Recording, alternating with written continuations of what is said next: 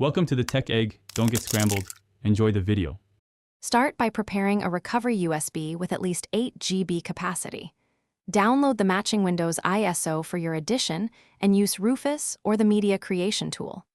Create the bootable USB and verify its contents include sources and boot folders.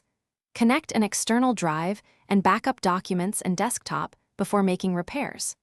Power off after backup and insert the recovery USB into the PC. Access the boot menu and choose the USB device to start. Choose Troubleshoot, then Advanced Options, and select Startup Repair first. Let Automatic Repair attempt fixes and restart to check boot success.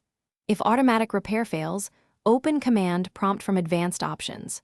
Run bootrex/fixmber, then bootrex/fixboot, and then bootrex/rebuild in sequence.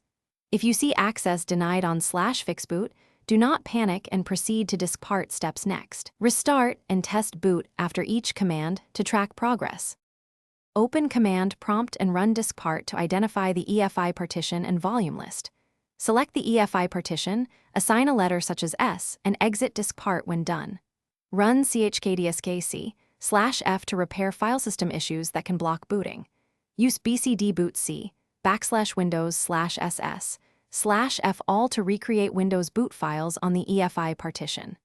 Remove the recovery USB, restart the computer, and verify Windows loads normally without boot management. Thanks for watching. Consider subscribing if I helped unscramble your problems.